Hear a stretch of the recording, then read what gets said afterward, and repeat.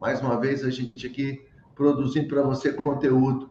Hoje nós temos um convidado especial, que é o Rogério Melo. O Rogério é psicólogo, já falou aqui para a gente, trouxe uma palestra legal e nós achamos que a gente podia dividir com o Brasil todo sobre a questão da ansiedade.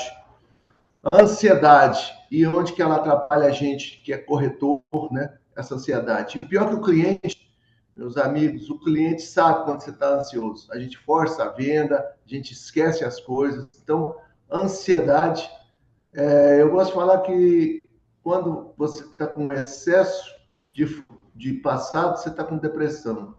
Excesso de futuro, você está com ansiedade. Então, vamos aprender a perceber essas coisas aí, esses sintomas, né? Tem coisas, ansiedade muito agravada, né?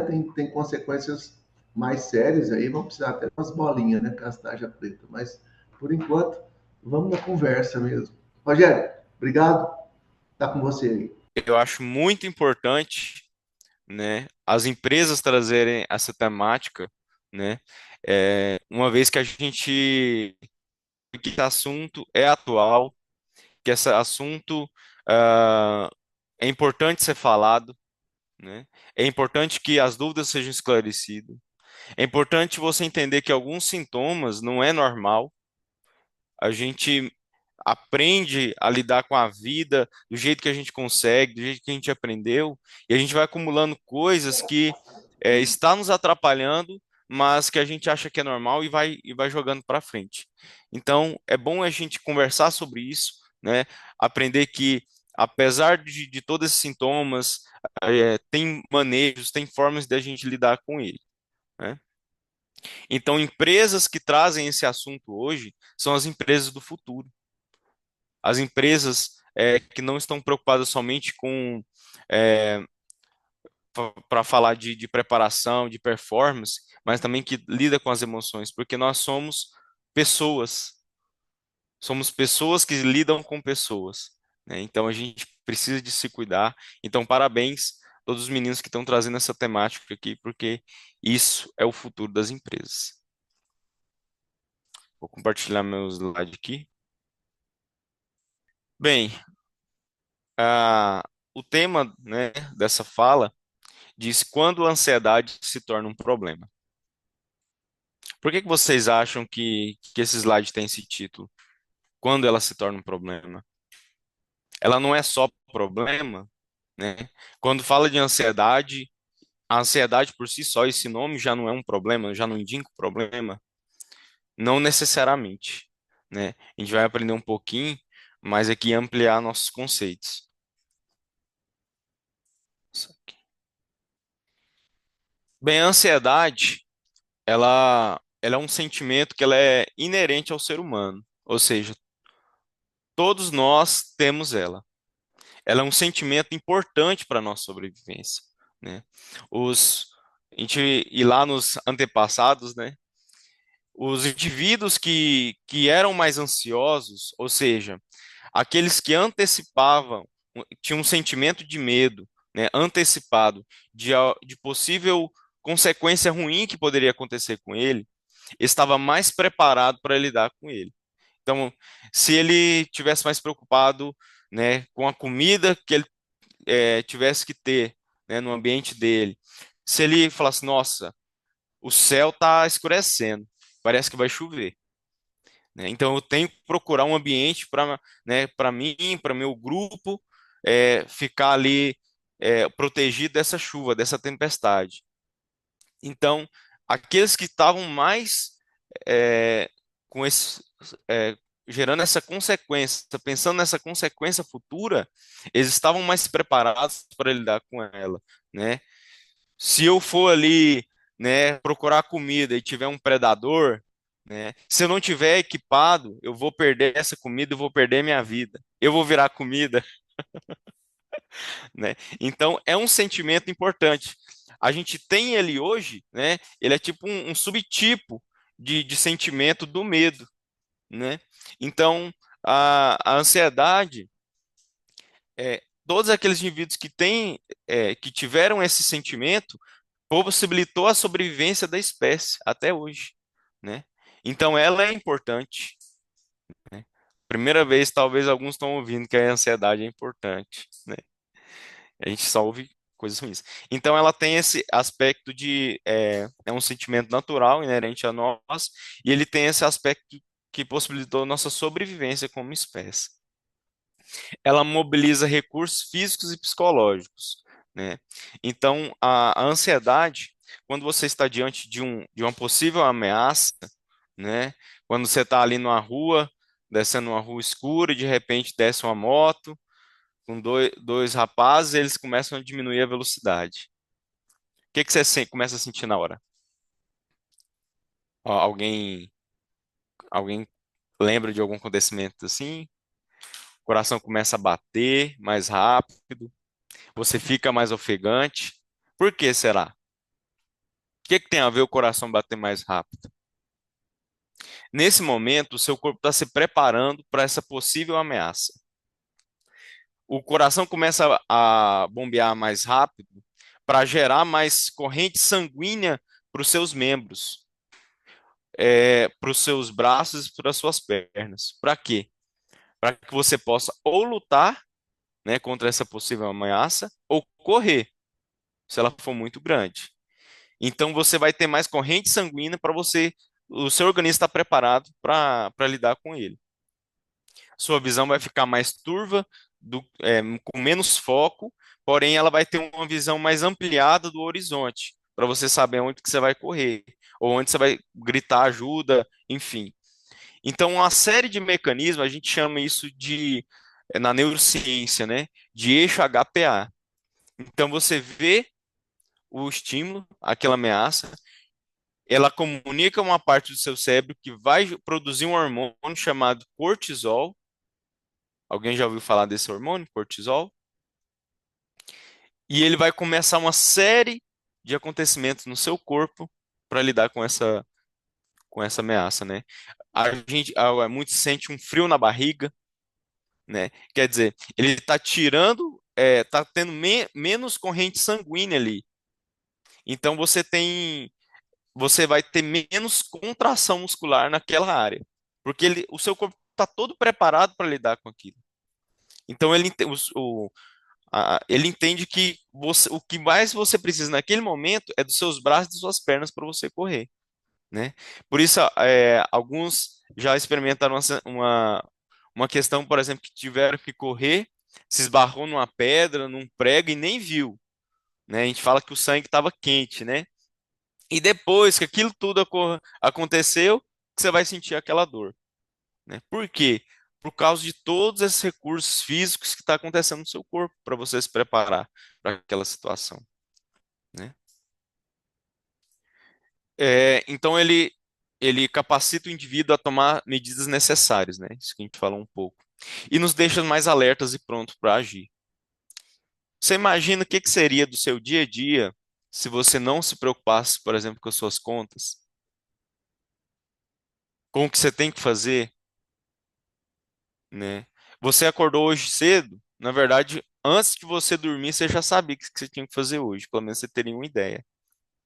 A hora que você tinha que acordar, aonde que você tem que estar, se o carro tem que estar abastecido. Então você já está pensando um monte de coisa que tem que estar preparado para você conseguir realizar suas coisas. Então essa ansiedade ela é importante como um fator motivador para você se levantar, para você ir atrás das suas coisas, né? Para você trazer o sustento para sua família, para você pagar suas contas, para você conseguir pagar aquele ingresso daquele show que você quer ir, para você fazer aquela viagem. Então, esse preocupar-se com amanhã é importante. Mas quando se torna um problema isso? É quando essa ansiedade ela está em excesso. É quando ela tem uma intensidade maior do que o devido momento que você realmente precisa dela. Quando, por exemplo, não há uma ameaça real e você está muito ansioso. Você, por exemplo, você de repente está trabalhando e você começa a sentir esse coração, essa taquicardia, né? O coração batendo mais rápido, você é ofegante e não está acontecendo nada. Aparentemente veio do nada, mas é porque de um tempo você já está nutrindo essas crenças, esses pensamentos relacionados a alguma coisa que você está preocupado. É uma forma que você conseguiu lidar do seu jeito ali e que seu corpo já está reagindo a uma possível ameaça, mas que não está acontecendo nada. Você nem sabe identificar. E ela vem com a frequência constante, né? Então, ela não vem diante de uma situação e depois, porque o normal é que acontece uma ameaça, acontece alguma coisa, o seu corpo reage àquilo, mas passou a ameaça, por exemplo, que eu falei dos caras da moto, e eles continuam a viagem dele, era um alarme falso, e aí seu corpo já se tranquiliza. Mas essa ansiedade em excesso, mesmo depois dessa possível ameaça, desse possível acontecimento, ele continua. Você está em alerta constante, né? Alguém te chama, você já. Algumas pessoas têm uma sensação assim, de susto contínuo, né? Alguém. Às vezes tem gente que chama a gente e a gente assusta mesmo, mas às vezes a pessoa vem calmamente e você já está assustado, né? Isso mostra uma, talvez uma ansiedade que está meio descompensada. Você está alerta o tempo todo, né? Como eu disse, quando não há perigo real, você está sentindo todas as sensações aqui que eu falei, né? Suando, né? Começa a suar, começa a se coçar, sente enjoo. Tem algumas pessoas que ficam tontas, né? E ela interfere negativamente na sua vida. Então, como eu disse, não há problema ter ansiedade, mas ela começa a se tornar um problema quando ela começa a afetar na nossa vida, no nosso cotidiano. É quando você tem que fazer algo importante e você deixa de fazer por causa dela. Você tem que fazer uma palestra e de repente você deixa de falar porque você está com muito medo. Você perdeu aquele momento, as pessoas perderam a oportunidade de te ouvir e aprender com o que você ia dizer, né? Você tem que fazer uma viagem importante e aí você tem medo de avião. Alguém aqui tem medo de avião? Vai falando aí no chat aí. Mas é meio esquisito mesmo, né? Aquele carro enorme, com aquele peso, flutuando no ar. É meio assustador mesmo, né? E aí você não faz a viagem porque você tem medo. Porque você acha que vai cair, porque você acha que vai dar uma turbulência ali. E aí você deixa de fazer essa viagem importante. Então, quando ela começa a interferir na nossa vida, quando você deixa de se arriscar um pouco, né? Você tem estudos que mostram, né, que pessoas mais ansiosas, elas têm a comunicação mais falha. Não vai te dar dor de Isso cabeça. atrapalha a comunicação dela. Não fala isso não, filho. Então, vocês, né, como corretores, como gestores, a ferramenta da comunicação é uma das mais importantes. Você precisa estar seguro no que você está dizendo. Você precisa ter uma linguagem clara, né? E aí, muitas vezes, a ansiedade pode te atrapalhar nesse sentido. E aí é onde que a gente vai falar, quando essa ansiedade ela é mais exagerada, que a gente vai falar do transtorno de ansiedade generalizada. Esse transtorno está lá no manual de transtornos psicológicos, o DSM, que psicólogos e principalmente psiquiatras utilizam dele. Que é quando é, você preenche os critérios de uma ansiedade que ela está acima do normal. Quando você experimenta alguns sintomas, como inquietação, o tempo todo você está alerta, você está pensando, nossa, como que vai ser, né? Por exemplo, essa live, nossa, que momento vai acontecer? Será que todo mundo vai estar presente? Será que as pessoas vão vir? Será que os equipamentos vão funcionar? Estou aqui hipotetizando, né? Será que o cliente vai na visita? Será que eu vou conseguir convencer ele? Será que quando fazer o fechamento, eu entrevistei alguns corretores para mim preparar essa palestra, né? Uma corretora, não daqui, ela é de outro empreendimento. Ela falou que uma das horas mais assustadoras assim, é do fechamento. Ela estava dizendo assim, que é o momento que você não sabe direito como é que vai ser. Então, assim, e aí você está inquieto, porque você tem suas contas, suas coisas para pagar, e agora? Como é que faz? Outro sintoma é que você se sente esgotado, fadigado. Então parece que o dia não foi tão agitado assim. Parece que não teve tanta coisa. Parece que foi um dia normal. Mas você está muito cansado. Você está sentindo uma tensão nos ombros muito grande. Parece que você está carregando o dobro do seu peso. Você se sente cansado, exausto. Você chega na cama e morre. Você tem gente que chega assim e só acorda no outro dia, sem tomar banho do jeito que estava. Outro sintoma é a dificuldade de concentrar-se. O tempo todo, você está preocupado com alguma coisa. Eu já tive um paciente que esse paciente, na verdade, é um pré-adolescente. E ele não conseguia prestar atenção na aula porque ele ficava assim, nossa, será que eu vou conseguir passar naquela fase do jogo? Será que eu vou conseguir evoluir meu personagem? E aí muitos de nós experimentam essas sensações. Você tá aqui nessa live, talvez, e você tá aqui, ó. Nossa, meu Deus, aconteceu. Ele já falou um monte, ele já passou um monte de slide e eu nem vi acontecer. Irritabilidade, né? Muitas vezes você tá ali. Às vezes você nem repara essa irritabilidade. Às vezes as pessoas que estão em sua volta que reparam. Não é verdade?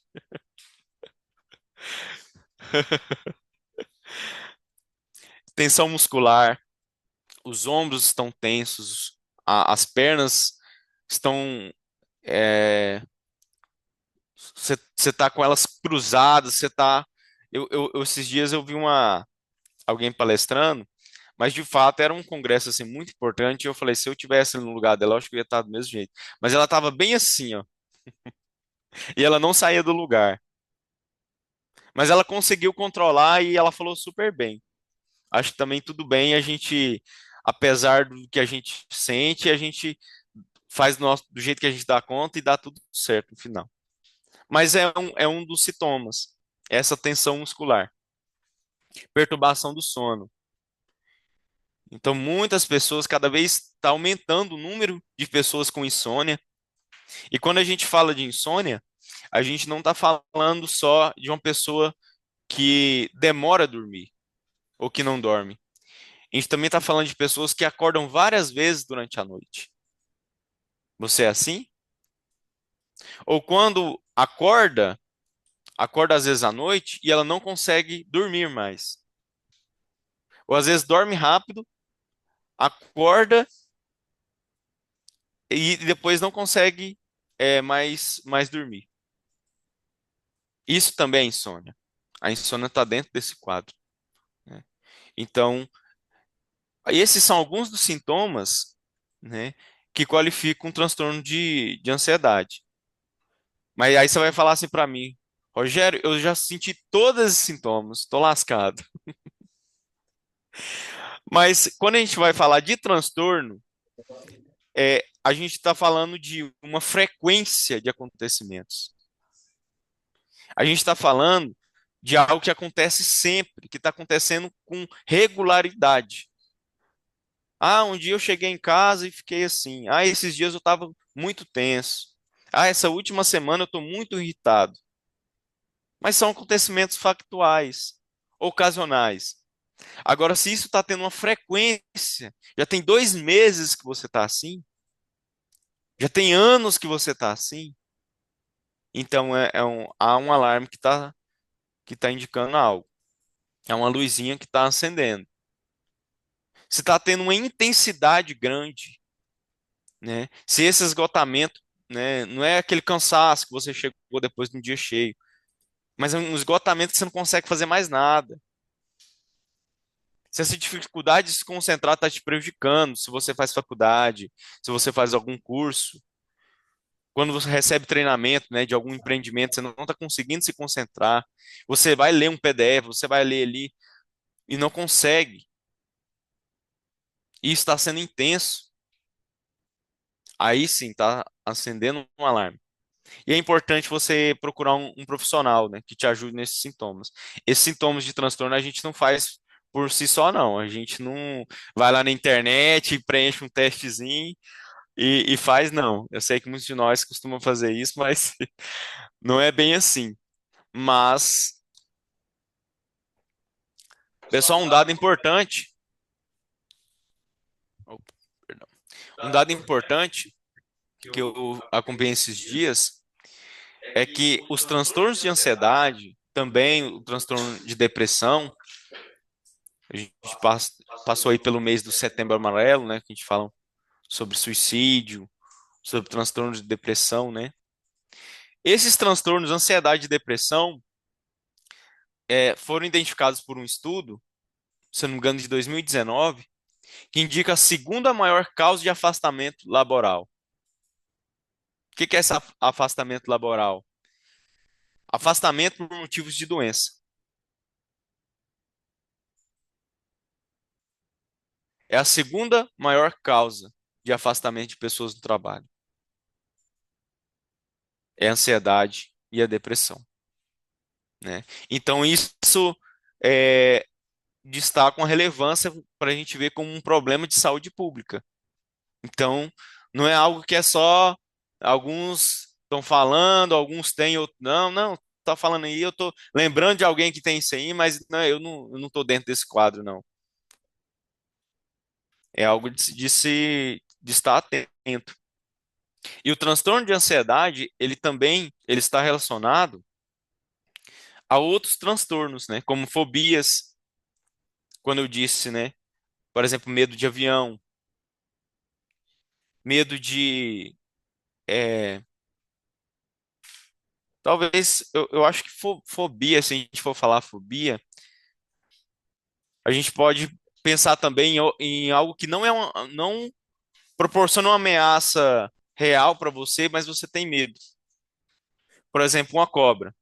Uma cobra, ela tem uma ameaça real, mas nem todas.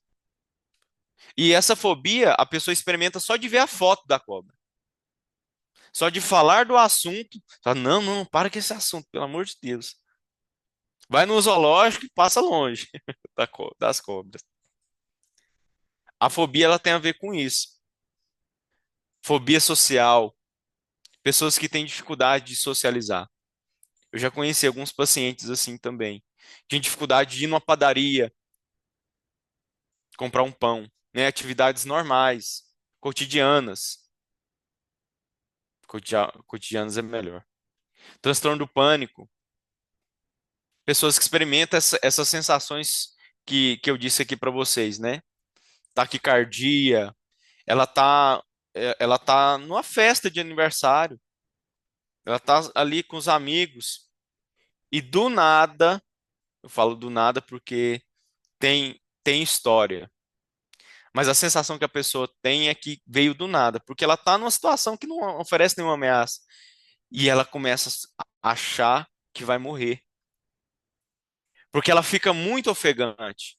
E como eu disse lá no início, né? Essa ofegância tem a ver com o corpo se preparando para a ameaça, a respiração para enviar mais oxigênio, para ajudar no sangue a espalhar para as regiões importantes. Mas não tem nada acontecendo ali, são seus amigos que estão ali. Mas você está sentindo essas sensações, você está no trabalho e começa isso. Uma amiga que estuda comigo, né? Ela teve isso no trabalho dela. De repente a menina começou a sentir todas essas sensações e ela conseguiu acalmar ela. E a sensação de verdade é que a pessoa vai morrer. A pessoa sente essa sensação. Vocês já tiveram diante de alguém assim, com alguém assim? Vocês já experimentaram essa sensação do transtorno do pânico, do ataque de pânico? Isso que eu estou falando é do ataque de pânico. Ele se torna, qual que é a diferença entre transtorno de pânico e ataque de pânico? É que o ataque de pânico é um momento, é a ocasião que acontece. O transtorno é quando isso está sendo muito frequente. Você lembra que eu falei, quando a gente fala de transtorno, transtorno de qualquer coisa, transtorno de depressão, transtorno de qualquer coisa, ele tem uma frequência. Agorafobia, que é medo de sentir medo. Alguém já teve um momento que passou mal em algum lugar e você de repente não foi acolhido, desmaiou no ônibus? Na minha infância eu já tive agorafobia. Uma vez que eu passei mal na sala, eu passei mal, tive dor de barriga, pedi para ir no banheiro, a professora não deixou, e eu passei mal, continuei passando mal, eu tive que fugir da sala. Tive que fugir da sala. Depois eu não consegui ir mais na escola, porque eu achei que toda vez eu ia passar mal e eu não ia ser atendido. Uma coisa é você passar mal, outra coisa é você achar que as pessoas não vão te ajudar se acontecer isso. E eu quase perdi um ano. Quase perdi um ano. Tive muita ajuda do colégio para isso. O toque, o toque, né, que é o transtorno obsessivo compulsivo. A pessoa tem pensamentos, né? Por exemplo, nossa, se eu não botoar todos os botões da minha camisa, uma tragédia pode acontecer. Se eu não levantar com o pé direito, pode ser que eu perca aquele cliente, aquela venda. A pessoa tem pensamentos que esses pensamentos parece que vêm do nada, eles invadem, a pessoa tem a sensação que invade o cérebro dela. Eu não ia detalhar muito nesses assuntos, né? Mas como os meninos me deu bastante tempo, então vou falando um pouquinho. E pessoal, falando desses transtornos, é, tem uma questão importante que está acontecendo também atualmente, que, que é importante a gente estar atento, é o número de pessoas que estão sendo diagnosticadas com TDAH. Vocês estão percebendo, assim, eu não sei se está dentro da minha bolha, do meu nicho, assim, que está acontecendo com frequência, é visível, né? Mas parece que está tendo um diagnóstico muito grande.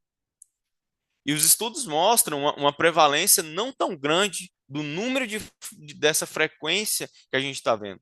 Prevalência é a porcentagem de pessoas que têm realmente esse diagnóstico. Mas parece que a sensação que a gente tem é que é muito maior do que a prevalência que mostra, que é a porcentagem que está mostrando os estudos. Pela experiência clínica, e agora eu não quero dizer que é um estudo, eu não quero apresentar nenhum estudo, mas é uma experiência clínica que eu estou tendo e alguns amigos e algumas pessoas da área da saúde, da psicologia também que a gente conversa, é que há pessoas que estão tendo estão sendo diagnosticadas com TDAH, que é o transtorno do déficit de atenção e hiperatividade, mas que na verdade elas estão tendo ansiedade. Porque a ansiedade, ela produz, a gente falou um pouquinho aqui antes, ela produz muitas coisas parecidas com o TDAH. A pessoa ela não consegue se concentrar nas atividades dela. Ela, por exemplo, ela é imperativa, então ela está inquieta sempre. Ela tem dificuldades na escola, nos cursos, nas coisas, e é ansiedade. Porque o déficit de atenção, ele é um transtorno do neurodesenvolvimento. A pessoa nasce com ele. Outra oportunidade a gente pode falar mais um pouco. Mas é uma dificuldade, ela tem uma dificuldade, ela está aqui, aí de repente alguém passa ali no corredor e ela vai e vê a pessoa passando no corredor e depois ela pensa, nossa, o que que ela está pensando? Nossa, que roupa legal que ela tá. Nossa, eu acho que amanhã eu vou comprar uma roupa parecida. E aonde que eu vou? Nossa, amanhã. E de repente vai embora. Uma pessoa com ansiedade, às vezes ela tem esses sintomas parecidos e às vezes confunde. E aí, para isso, se você tem dúvida, se você tem TDAH ou, ou transtorno de ansiedade generalizada, é importante que você submeta a testes. Eu acompanhei uma paciente que ela nos procurou para fazer teste psicológico porque ela achou que tinha TDAH. Porque as pessoas do trabalho dela falavam que ela tinha, porque ela ouvia isso da família. Foram feitos testes lá, uma bateria de testes cognitivos, resolução de problemas, vários testes. E ela passou em todos com ótimos resultados. Mas quando ela trouxe o relato dela, a história dela, o contexto de trabalho era muito aversivo. Era um chefe muito, muito exigente, assim, acima do normal, né? É normal ter exigência, né? Todos têm que bater resultados, têm que cumprir metas. Mas é aquela acima do normal, aquela coisa abusiva. O relacionamento com a família dela era bem conturbado. Ela, tudo que ela ia fazer tinha uma exigência muito grande. Tinha um padrão certo, muito certo de fazer as coisas, era muito rígido o ambiente na casa dela. Ela tinha medo do pai dela.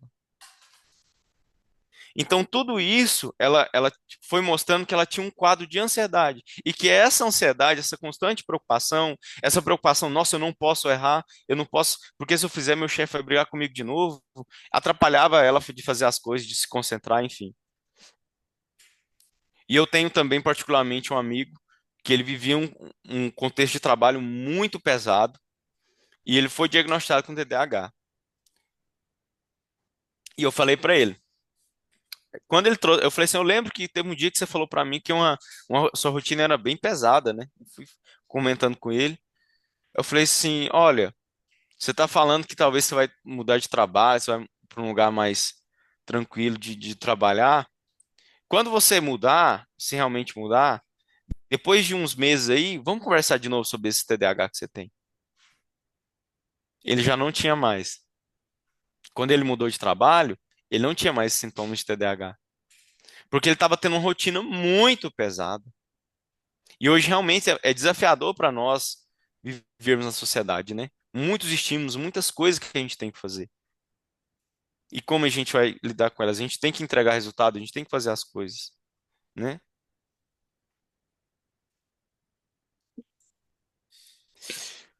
Mas, depois dessa fala, né, a gente tem um manejo de lidar com esse transtorno.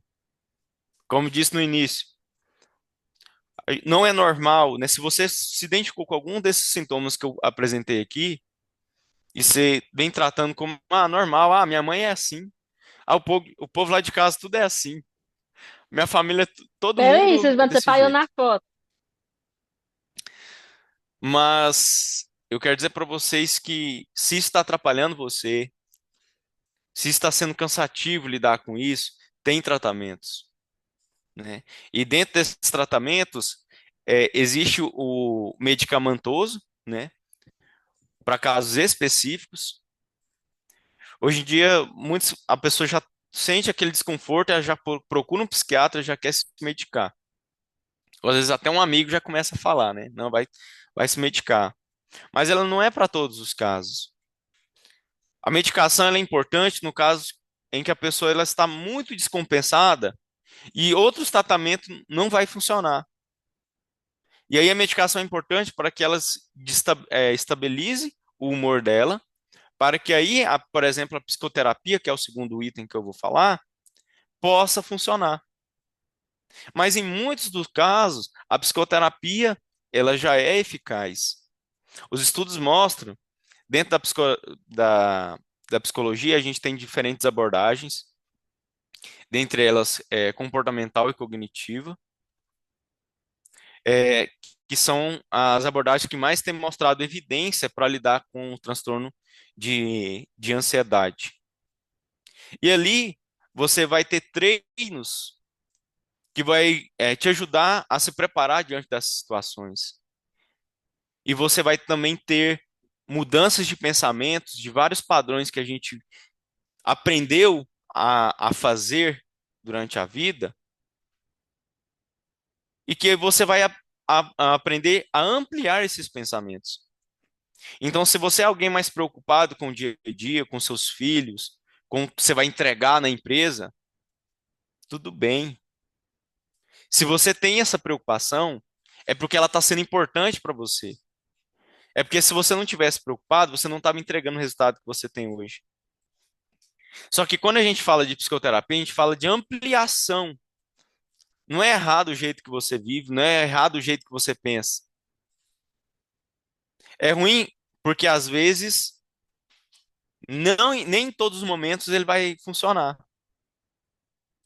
E aí é importante a gente aprender manejos, a ter outras formas de pensar sobre aquelas situações para você ser uma pessoa que tem mais riqueza comportamental e que você consegue ter mais habilidade de lidar com diferentes situações. Depois eu vou destacar mais dessas técnicas, viu? Só uma intervenção Sim, aí, Rogério. Depois o pessoal está querendo saber esse negócio do agorafobia aí. Depois você dá uma ênfase para nós nesse lugar aí. gorofobia, né? Agorafobia, essa é boa. É, bem, a agorafobia é como eu disse no início, é medo de sentir medo. É quando você tem, por exemplo, você teve uma sensação que você passou mal, o que eu até comentei, você passou mal num lugar, e aí você tem medo de passar mal de novo. Medo de sentir medo. Então você, por exemplo, você foi num show e de repente você viu aquele tanto de gente aglomerado num lugar só, se apertando, e aí você deu um medo ali, achando que alguma coisa ia acontecer. Aí, de repente, quando acontece um show, e você muito quer ir, mas você não vai com medo de sentir medo lá. Com medo de sentir aquela mesma sensação que você sentiu lá naquele lugar. E não ser acolhido. É um medo, mais ou menos um medo social, parece um medo social. Você tem medo de sentir medo de você fazer algo e não ser acolhido naquele momento. Nossa, e se eu passar mal de novo, o que que vai acontecer? E a pessoa para de sair. E tem a ver um pouco daquilo que eu trouxe, né? Que causa afastamento do trabalho. A pessoa não quer mais ir trabalhar. E isso aí pode qualificar até um estresse alojado ali, até sintomas de burnout, que já também é outro assunto. Mas ficou claro essa questão da agorafobia? É medo de sentir medo e não ser acolhido. Você fica com medo de ter a sensação da ansiedade de novo.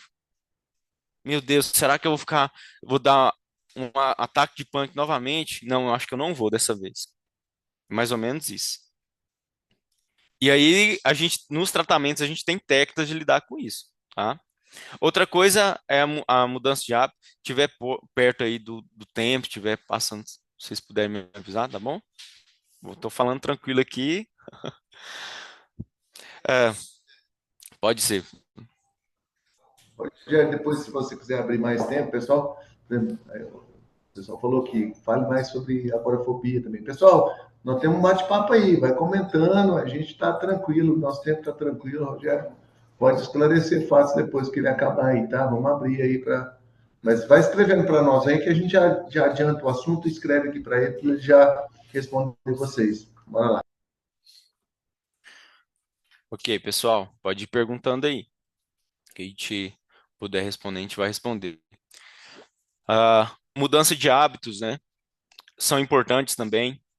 Então, por exemplo, esse paciente que eu comentei com vocês, que era um paciente pré-adolescente, que ele não conseguia prestar atenção na aula, eu desafiei ele a comprar uma agenda. Ele comprou uma agenda. Eu falei assim, ao invés de você se preocupar assim, nossa, que amanhã, será que eu estou esquecendo?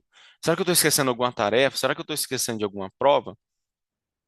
Será que eu, será que eu estou esquecendo de alguma coisa e que aí vai me dar uma consequência ruim futuramente?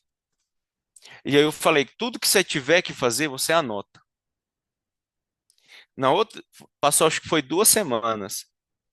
Se não me engano, teve um feriado da última sessão. E aí eu perguntei para ele se ele comprou a agenda, ele falou que sim, e que ele sentiu que ele estava bem menos preocupado, porque o que ele tinha que lembrar, ele ia lá e anotava. Então ele sabia que o que ele tinha que fazer estava na agenda. Ele tinha esse recurso. Aí você vê um recurso tão simples, né? Tão simples e já ajuda. E dentro desses hábitos também a gente pode incluir sono de qualidade. Então, pessoas que são mais ansiosas, elas tendem a dormir menos e dormir menos contribui para a ansiedade. Eu já percebi em mim, noites que foram mais mal dormidas, que eu estava, o outro dia eu estou muito mais irritado, muito mais preocupado com alguma coisa, porque a gente tem que entender que o nosso organismo está sempre se preparando para o ambiente. Então, se o seu organismo entendeu que você dormiu menos, você está mais frágil. E se você está frágil, então você tem que estar mais alerta. E você vai ficar mais ansioso. Isso tudo na terapia, se você tem dificuldade de dormir. Ah, mas não é só eu deitar lá e dormir. Não é só pedir para mim ter um sono de qualidade. Isso tudo também a gente trabalha na terapia. Prática de atividade física. O que tem de estudo falando da importância da atividade física para ansiedade, para transtorno de depressão, para o TDAH, para vários tipos de transtornos. A prática de atividade física ajuda. É muito bom. Sensações de bem-estar, mais controle do corpo. Quando a gente falou do estresse, a gente falou do cortisol. O cortisol é chamado do hormônio do estresse, né? Apelidado por muitos hormônio do estresse. Mas o cortisol, ele é um hormônio importante para a regulação do nosso corpo, para vários mecanismos. Mas quando você está com excesso de cortisol, excesso de estresse, a atividade física ajuda você a colocar para fora todo esse estresse. Falar sobre, chorar, tudo isso ajuda você a colocar para fora todo esse estresse, né?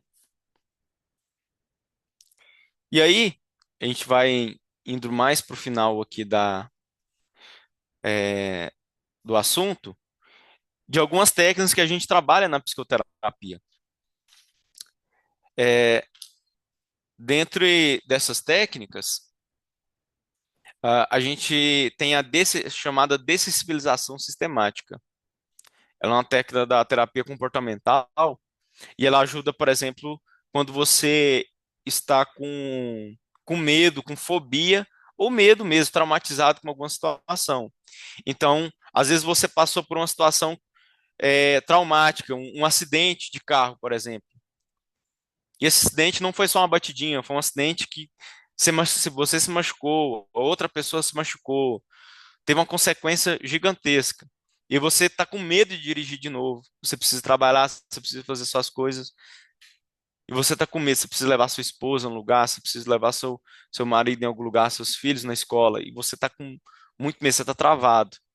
E a dessensibilização, ela funciona como você fazendo aproximações sucessivas daquele estímulo, daquela atividade, até você conseguir vencer ela, ou pelo menos você está um pouco mais confortável para você conseguir fazer ela. Uma situação hipotética, por exemplo, do carro, você não consegue, então você aproxima você entra dentro do carro, você não vai andar, você não vai fazer nada, você só vai entrar dentro do carro. Você consegue fazer essa atividade? Então o terapeuta vai perguntar para o paciente. A gente, se a gente for ali no carro e sentar dentro do carro, qual que é a nota de ansiedade, de preocupação que você vai sentir de 0 a 10? Não, eu acho que no carro um 2. Então, beleza. Então vamos nesse 2. E aí eu falo assim, ó, você vai ficar, o que que você acha de você ficar no carona e eu dirigir? Tudo bem? Qual que é a nota? Um 5. Mas você acha que dá pra gente fazer? A gente pode fazer? Pode. E a gente vai. E aí até ela se sentir confortável. Depois ela vai sentar no banco do motorista, mas ela não vai dirigir. Então vocês entenderam o que é aproximações. E junto com essa técnica dela se sentir mais confortável, a gente vai trabalhando com a respiração, que a gente vai fazer essa respiração agora há pouco, daqui a pouco. A outra técnica é a resolução de problemas. Ela, quando você está diante de uma possível ameaça, nossa, eu tenho que fazer uma palestra para o Brasil inteiro. O que que eu vou fazer? Quando a gente pensa assim numa questão que você tem que fazer, a gente faz um monte de caixinhas de janelas, né? Parece que a gente, você já abriu um monte de janela assim no seu PC, assim, que você já abriu o seu computador, tá um monte de aba assim, você fala, meu Deus, o que que é isso? Parece que a gente tem a sensação de alguns problemas assim, que parece que você abriu um monte de abas, você tá com aquele monte de coisas e você fica meio que para onde que eu vou, onde que eu tô. E aí uma das técnicas de resolução de problema é você definir o problema. Não, qual que é o problema? Não é muitos problemas, tá? Vamos definir o mais urgente. Foque em um. Definiu, você vai pensar em soluções para esse problema. E pode ser as mais variadas, as mais absurdas, mas você vai pensar em soluções. Depois que você pensou nessas soluções, você pensou em 4 soluções, você vai avaliar os pós e os contras dessas soluções. Então, eu preciso me preparar para a palestra. Qual que é a solução? Estudar, né? Ah, mas eu tenho pouco tempo. Ah, vou ali, vou escutar um vídeo, vou comentar com alguém sobre. Avalie os pós e contra.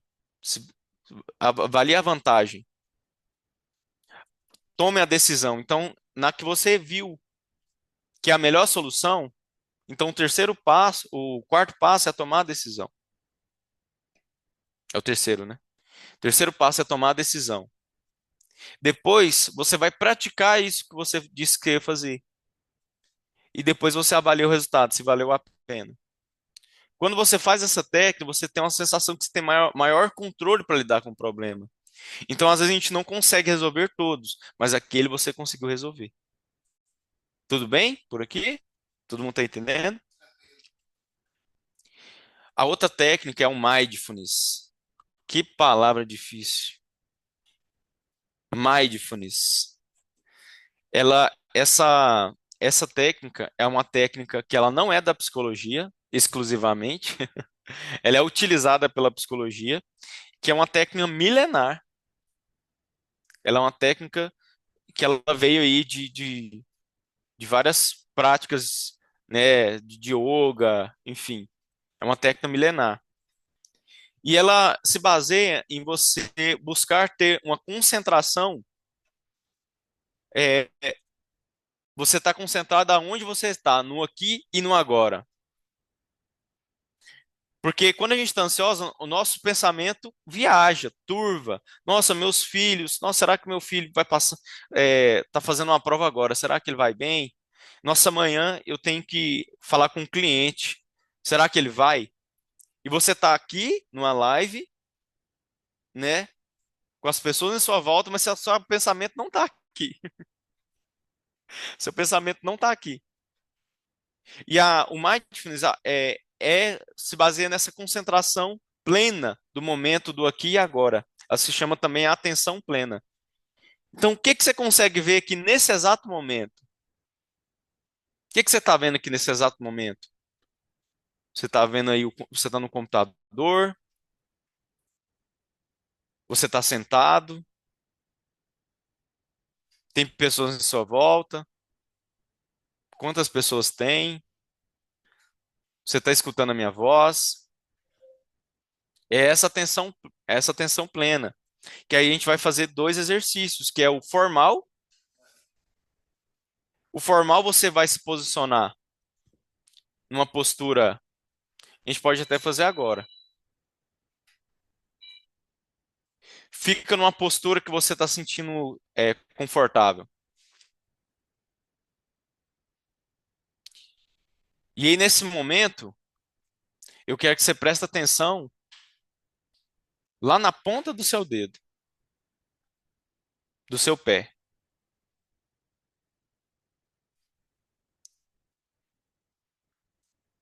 Que você preste atenção no calçado que você está calçando.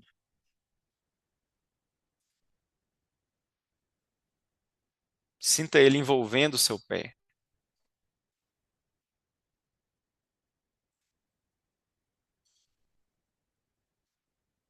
Sinta o peso dos seus braços.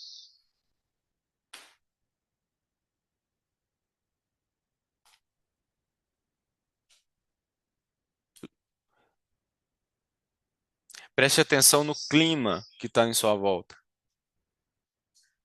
Tá frio? Tá quente? Quais os pensamentos que estão vindo enquanto eu estou falando isso?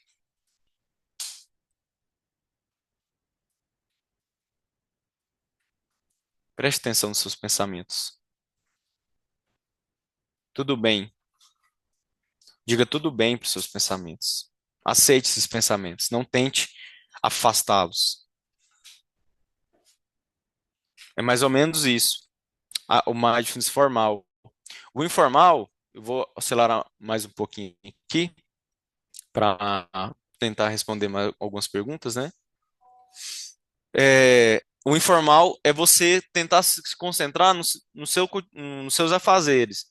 Então, o formal foi isso que a gente fez agora. Você parou, você prestou atenção em si, nas coisas em sua volta, nos barulhos. E o informal é você fazer atividades que você se concentra plenamente. É você almoçar e você se concentrar naquela comida que você está comendo. Sentir o sabor, sentir a textura, sentir o cheiro. Você tomar banho e sentir aquela água descendo no seu corpo. Você está pleno. A respiração diafragmática, ele é um exercício muito bom. É você respirar pelo diafragma. A gente sempre ouviu que a gente respira, né, pelos pulmões, né? Mas o diafragma também ajuda nessa respiração. Coloca a mão na sua barriga aqui nesse exato momento. O diafragma, ele está ali um pouco abaixo ali dos seus pulmões ali, perto do pâncreas. Quando você inspira, a sua barriga vai inchar. Não é seu pulmão, é sua barriga. E quando você expira, a barriga esvazia. Essa respiração diafragmática, ela gera mais oxigenação no cérebro e ela aumenta a ativação cerebral. E você consegue lidar melhor com a ansiedade. Relaxamento progressivo, eu poderia fazer aqui, mas acho que não dará tempo. Mas você tensiona alguns músculos e você deixa bem tensionado, bem tensionado. Por exemplo, os ombros você deixa bem tensionado, alcançando sua nuca. Você fica um tempinho, sente essa tensão e depois você solta de uma vez. Você faz isso várias vezes. Tem estudos que mostram que a pessoa sente melhor assim. Porém, pessoal, na psicoterapia, cada um tem sua forma de lidar com a ansiedade. Você está ansioso por uma causa específica. Então, não é todo mundo que experimenta ansiedade da mesma forma e nem pelo mesmo motivo. Então, na psicoterapia, a gente é trabalhado essas questões, tá bom? Então, essas são algumas técnicas, mas cada um vai lidar de uma forma diferente, tá bom? A prática que a gente fez aqui já. É, Então, para concluir, né? A ansiedade, ela é importante para nossa sobrevivência, que é o que eu falei aqui no início. Porém, quando ela se torna um transtorno, quando ela é acima do, é, ela é exagerada, ela começa a atrapalhar sua vida. Tem estudos que mostram, né, que ela reduz a sua capacidade de trabalho, sua performance além disso, sua saúde geral, né? Mas uma gestão adequada dessa ansiedade, né, pode ajudar você a ter uma melhor performance no seu trabalho, nas suas coisas além disso, você ter qualidade de vida, tá bom? Eu agradeço a todos pela atenção. Vou responder aqui algumas perguntas. Rogério, aqui tem uma pergunta interessante, olha. Ah, é do Elton, né? Não, deixa eu ver aqui. Já aconteceu comigo. Cadê? Cadê? Autocobrança. Cadê o negócio? Ué, tava aqui. Sim, Rogério, é do Rogério, é do Elton, assim, Elton. ó. Assim, A autocobrança pode autocobrança pode gerar gerar ansiedade ou ansiedade ou frustração? frustração. Uhum. Então, a autocobrança, né? O que que é autocobrança? Você está se exigindo a estar preparado para de uma situação específica, né? Então, você está exigindo para você uma competência que ela não é, talvez, só o que é exigido para a função. Você quer, talvez, trazer uma excelência a mais, né? Pessoas que têm um padrão de, de auto se cobrar, ela já foi muito cobrada um dia. Teve um padrão mais rígido na família, né? E tá tudo bem, gente. Assim, né? É a nossa vida. É o jeito que a gente aprendeu a lidar, né? E aí você tá, nossa, eu preciso me preparar para essa situação. Você tem esse comportamento hoje porque ele está funcionando de certa forma para você. Porque se você não tivesse preocupado, você não estava se preparando, não estava fazendo um slide bacana, você não estava gerindo sua equipe bem, você não estava tendo a performance que você está conseguindo. Mas para você conseguir ter essa performance, você falou assim, nossa, eu tenho que me preocupar muito para mim conseguir entregar. Só que chega um momento que ela está atrapalhando você. E aí é um momento que entra a ansiedade. A frustração talvez seria mais uma consequência, né? Quando a gente pensa em frustração, é de algo, quando eu penso em frustração, eu estou pensando em algo que, quando eu fiz, não obtive o resultado que eu esperei. E aí eu fiquei frustrado. Então, sim, você se autocobrar, talvez a gente pode gerar um padrão de excelência que a gente nunca vai conseguir alcançar. E aí a gente pode ficar frustrado, sim.